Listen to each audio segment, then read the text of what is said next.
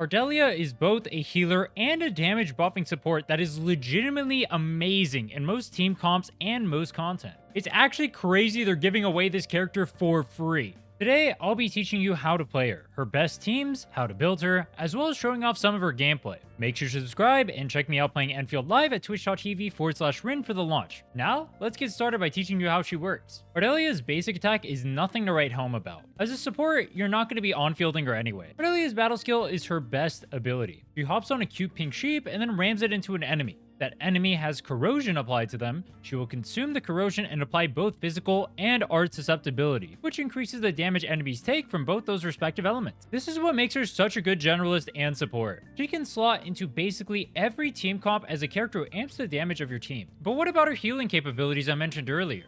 That's where her talent comes in. With her talent, her battle skill will cause her to drop 3 sheep on the ground that heal you when you touch them. This healing increases based on her will. It's also worth mentioning that you should never cast this battle skill unless the enemy has corrosion on them, as the susceptibility is the most important aspect of her entire kit, and it's what makes her so universally strong. You won't need to bring a corrosion applying character for this either. Ardelia's combo skill procs when the character you are playing performs the last basic attack in their string, known as a final strike. That enemy must also have no stacks of vulnerability or arts infliction on them. When cast, you deal some damage and leave a ball on them, which explodes after a slight delay, dealing more damage and applying corrosion. This makes your core gameplay loop open with your final strike, use your combo skill, apply susceptibility from your battle skill, and let your teammates go ham from there. Ardelia's ultimate is kind of meh. She jumps into the air, channeling an attack that summons a bunch of sheep. These sheep do ticking damage and have a chance to drop the healing dollies from her talent that I mentioned earlier. Basically, it just deals some damage and has an RNG chance to leave the healing fields on the ground. If you're finding yourself having trouble in a fight, you can always just save her ultimate in case you need a burst healing window. When leveling your skills, her battle skill is the only really important one to consider. Leveling it up will increase the susceptibility that enemies take by up to an additional 10% at max level. The rest are just damage increases, so you can focus those resources on your carries instead, especially since we're in the early game. Now let's teach you how to actually play Ardelia.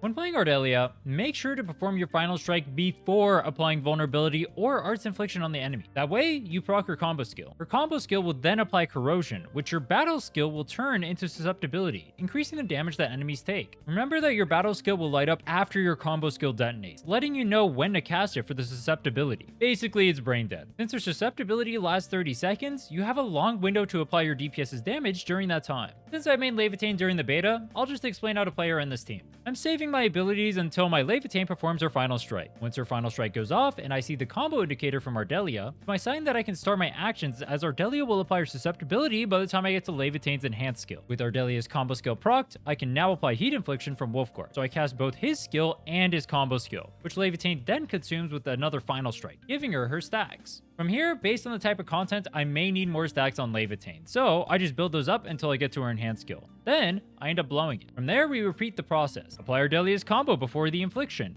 Her combo allows for a battle skill to debuff the enemy with susceptibility, and then my team prints damage. Pretty simple stuff. While I only have footage for the Levitain team because this was all taken during CBT2, you can do pretty much the same exact thing with every other team comp. Due to her being a character who does not have team-based restrictions on proccing her combo skill, she can fit everywhere. Speaking of which, let's start talking about her teams. If you couldn't tell by me explaining her kit, she's a healer and a debuffer, so she's best paired in that slot. That means she wants to go with other DPS characters. With how Ardelia's kit works and how Arknights Endfield's combat works, Ardelia doesn't technically synergize with most of the cast. She's mostly just there as a universal buffer. As such, the rest of the team comp that you bring will need to synergize with whatever your main DPS is. In our case, let's use the Levitain team. Levitain is here as a main DPS, who needs other characters to apply heat infliction. That means in our case, we'll be bringing both Wolfguard and Akakuri. Akakuri will serve to give us SP generation as well as heat infliction if needed, and Wolfguard is the best source of heat infliction application in the game. Wolfguard and Akakuri will help Levitain with their stack generation, Levitain will be doing all the damage, and Ardelia will be amplifying the damage of all these characters while keeping them alive with heals. If you wanted to play a cryo team with, say, Last Rite, the same exact process follows. Her kit doesn't technically mesh with what Last Rite wants to do, she just amplifies Last Rite's damage. So you bring other characters like Snowshine or Shahi that can't. It's a similar concept to the above. Ardelia can even fit in less than ideal team comps as well. Let's try making physical without Lifong or Pog. Let's play Depan, Chen, Ardelia, and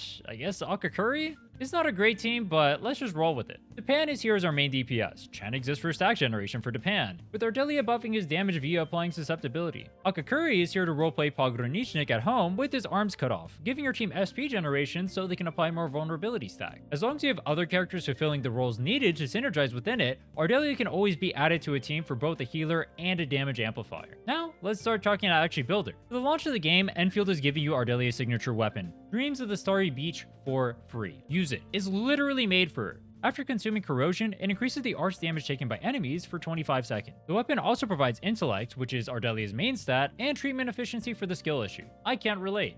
Once again, you're getting this weapon for free, so just use it. It's not like there's that many good options for her anyway. Maybe you can turbo cope on Stanza of Memorials, which gives attack to your teammates if they're a different element than the wearer when you cast your ultimate, but dude, just use her signature. As far as gear goes, External Sheer Knight is her best set, no questions asked. The 3-piece set gives your teammates 16% attack for 15 seconds when you apply susceptibility, increasing her buffing capability. Technically, it also gives 1000 HP, but that doesn't really matter. As mentioned before, her main stat is Intellect, with her secondary stat being Will. That means when you're crafting gear, you want to craft gear with that in mind. Aim for Intellect first, and then Will second. Also, none of the secondary effects on gear are that amazing for her, so you can aim for ultimate gain efficiency. But as we mentioned earlier, her ultimate is kind of To briefly touch on potentials, aka the duplicates inside of this game, the first one is the most important. This makes the physical and art susceptibility her battle skill applies when consuming corrosion increase the effects by an additional 10%. The extra damage buffing capabilities from this are always nice for support, but as for the rest, they don't really matter.